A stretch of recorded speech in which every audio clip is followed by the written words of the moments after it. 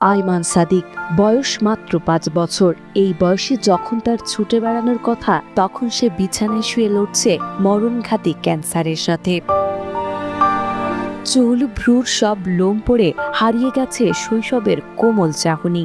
চোখের সামনে নারী চেরা ধন একমাত্র ছেলেকে যন্ত্রণায় ছটফট করতে দেখে অঝরে কাঁদেন আইমান সাদিকের মা সাজিয়া আক্তার। আমার একটা ছেলে, আমি আমার ছেলেটাকে বাঁচাইতে চাই। আমি অনেক কষ্ট খাইয়া না খাই ওখানে অনেক কষ্টে থাকি। আমি ছেলেটার চিকিৎসা করাইতে পারতেছি না। আমার মানে একটা ছেলে, আমি আমার ছেলেটাকে বাঁচাইতে চাই। ১.৫ বছর আগেও আর ১০টা শিশুর মতোই দুরন্ত ছিল আইমান সাদিক, কিন্তু হঠাৎ শরীরে জ্বর আসতে শুরু করে। একসময় পরীক্ষা নিরীক্ষা করে জানা যায় আইমানের শরীরে বাসা বেঁধেছে টিউমার। সেই টিউমার এখনো রূপ নিয়েছে মরণঘাতী ক্যান্সারে। অবুঝ এই শিশুটি জানে না তার শরীরে কতটা ভয়াবহ রোগ বাসা বেঁধেছে। অসহ্য যন্ত্রণায় কাতরাতে থাকা ছোট্ট আইমানের হাত পা কেমোর প্রভাবে ইতিমধ্যেই কালচে হয়ে গেছে।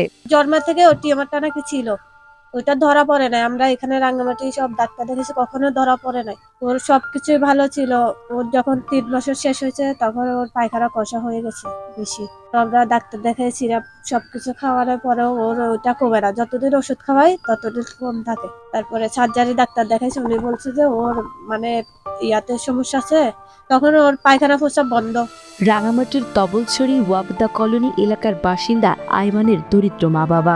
সন্তানের চিকিৎসার ব্যয় মেটাতে গিয়ে ইতিমধ্যেই নিঃস্ব হয়ে পড়েছেন তারা। সামর্থ্যের সবটুকু শেষ করে এখন অসহায় মা অসুস্থ আইমানকে নিয়ে আশ্রয় নিয়েছে বোনের বাড়িতে। চিকিৎসা চালিয়ে যাওয়ার মতো ন্যূনতম আর্থিক সামর্থ্য আজ তাদের অবশিষ্ট নেই। ওকে আইস প্রটোকল দিচ্ছে, যেটা হাই রিস্কের প্রটোকল এখন চলে। ওটা অনেক খরচ, আমি পারি না। মানে আমার একটা বাসাও নেই, আমি বোনের বাসায় থাকতেছি।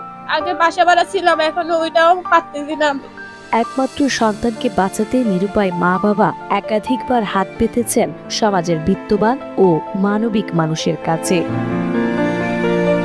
তাদের প্রত্যাশা, সকলের একটুখানি সহানুভূতি আর আর্থিক সহায়তা আবারও ফিরিয়ে দেবে ছোট্ট আইমানের সুন্দর শৈশব। সেই সাথে সকলের ভালোবাসা পেয়ে আইমান ক্যান্সারকে জয় করে আবারও মায়ের কোলে সুস্থ হয়ে ফিরবে, মেতে উঠবে দুরন্ত বনায়। আমি সবার কাছে মানে খুঁজে খুঁজে জাকাতের টাকা, তারপরে মানে কালেকশন করে এরকম করে আমার ছেলে চিকিৎসা চালাই। এখন আমি শেষ পর্যায়ে আর পারতেছি না।